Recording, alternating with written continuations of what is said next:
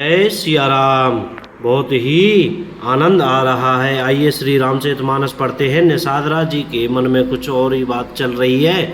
उन्होंने क्या देखा, अपना अपना साज समाज लड़ाई का सामान और दल बनाकर उन्होंने जाकर निषाद राज गुए को जोहार की। निषाद राज ने सुंदर योद्धाओं को देखकर सबको सुयोग्य बात सुयोग्य जाना और नाम ले लेकर सबका सम्मान किया। उसने कहा, हे भाइयों, धोखा न लाना अर्थात मरने से न घबराना। आज मेरा बड़ा भारी काम है। यह सुनकर सब योद्धा बड़े जोश के साथ बोल उठे, हे वीर, अधीर मत हो। हे नाथ, श्री रामचंद्र जी के प्रताप से और आपके बल से हम लोग भरत की सेना को बिना वीर और बिना घोड़े की कर देंगे। एक एक वीर और एक एक घोड़े को मार डालेंगे। जीते जी पीछे पाँव न रखेंगे। पृथ्वी को रुंड रुंडमयी कर देंगे। सिरों और धड़ों से छा देंगे। निषाद राज ने वीरों का बढ़िया दल देखकर कहा, जुझाओ, लड़ाई का ढोल बजाओ। इतना कहते ही बाईं ओर छींक हुई। देखिए, ये छींक आना बहुत पहली बात है। ये देखिए, रामचरितमानस में लिखा हुआ है, बाईं ओर छींक हुई। शकुन विचारने वालों ने कहा कि खेत सुंदर है, जीत होगी। एक बूढ़े ने शकुन विचार कर कहा, भरत से मिल लीजिए, उनसे लड़ाई नहीं होगी। भरत श्री रामचंद्र जी को मनाने जा रहे हैं। शकुन ऐसा कह रहा है, विरोध नहीं है। यह सुनकर निषाद राज गुहे ने कहा, बूढ़ा ठीक कह रहा है। जल्दी में बिना विचारे कोई काम करके मूर्ख लोग पछताते हैं। भरत जी का शील स्वभाव बिना समझे और बिना जाने युद्ध करने में हित की बहुत बड़ी हानि है। अतएव हे वीरों, तुम लोग इकट्ठे होकर सब घाटों को रोक लो। मैं जाकर भरत जी से मिलकर उनका भेद लेता हूँ। उनका भाव मित्र का है या शत्रु का या उदासीन का, यह जानकर तब आकर वैसा उसी के अनुसार प्रबंध करूँगा। उनके सुंदर स्वभाव से मैं उनके स्नेह को पहचान लूँगा। वैर और प्रेम छिपाने से नहीं छिपते। ऐसा कहकर वह भेंट का सामान सजाने लगा। उसने कंद मूल फल पक्षी और हिरण मंगवाए। कार लोग पुरानी और मोटी पहिना नामक मछलियों के बाहर भर भर कर लाए। भेंट का सामान सजकर मिलने के लिए चले तो मंगलदायक शुभ शगुन मिले। निषाद राज ने मुनिराज वशिष्ठ जी को देखकर अपना नाम बतलाकर दूरी से दंडवत प्रणाम किया। मुनीश्वर वशिष्ठ जी ने उसको राम का प्यारा जानकर आशीर्वाद दिया और भरत जी को समझाकर कहा कि यह श्री राम जी का मित्र है, यह श्री राम का मित्र है। इतना सुनते ही भरत जी ने रथ त्याग दिया। वे रथ से उतरकर प्रेम में उमंगते हुए चले। निषाद राज गुहे ने अपना पाँव, जाति और नाम सुनाकर पृथ्वी पर माथा टेक कर जोहार की। दंडवत करते देखकर भरत जी ने उठाकर उसको छाती से लगा लिया। हृदय में प्रेम समाता नहीं है, मानो स्वयं लक्ष्मण जी से भेंट हो गई हो। भरत जी गुहे को अत्यंत प्रेम से गले लगा रहे हैं। प्रेम की रीति को सब लोग सिया रहे हैं, ईर्ष्यापूर्वक प्रशंसा कर रहे हैं। मंगल की मूल धन्य धन्य की ध्वनि करके देवता उसकी सराहना करते हुए फूल बरसा रहे हैं।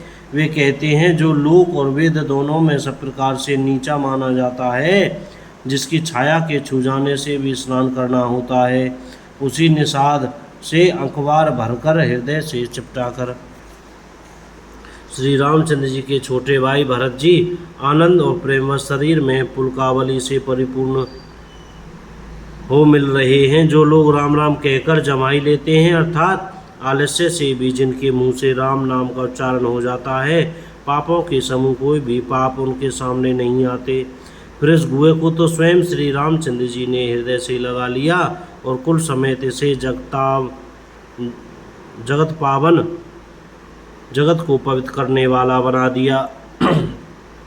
कर्मनाशा नदी का जल गंगा जी में पड़ जाता है, मिल जाता है, तब कहिए उसे कौन सिर पर धारण नहीं करता। जगत जानता है कि उल्टा नाम मरा मरा जपते जपते वाल्मीकि जी ब्रह्म के समान हो गए। मूर्ख और पामर चांडाल सबर खस, यवन, कौल और किरात भी राम नाम कहते ही परम पवित्र और त्रिभुवन में विख्यात हो जाते हैं।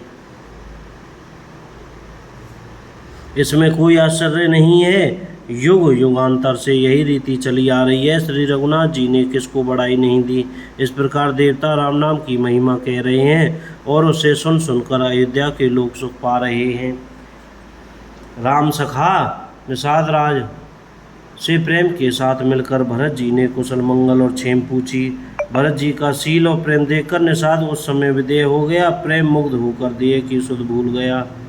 उसके मन में संकोच, प्रेम और आनंद इतना चढ़ गया कि वह खड़ा खड़ा टकट की लगाए भरत जी को देखता रहा। फिर धीरज धरकर भरत जी के चरणों की वंदना करके प्रेम के साथ हाथ जोड़कर विनती करने लगा।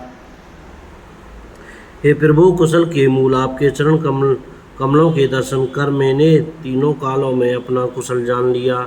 अब आपके परम अनुग्रह से करोड़ों कुलों पीढ़ियों सहित मेरा मंगल कल्याण हो गया। मेरी करतूत और कुल को समझकर और प्रभु श्री रामचंद्र जी की महिमा को मन में देख विचार कर, अर्थात कहाँ तो मैं नीच जाति और नीच कर्म करने वाला जीव और कहाँ अनंत कोटि ब्रह्मांडों के स्वामी भगवान श्री रामचंद्र जी, पर उन्होंने मुझ जैसे नीच को भी अपनी अहेतु की कृपावश अपना लिया। यह समझकर जो रघुवीर श्री राम जी के चरणों का भजन नहीं करता वह जगत में विधाता के द्वारा ठगा गया है।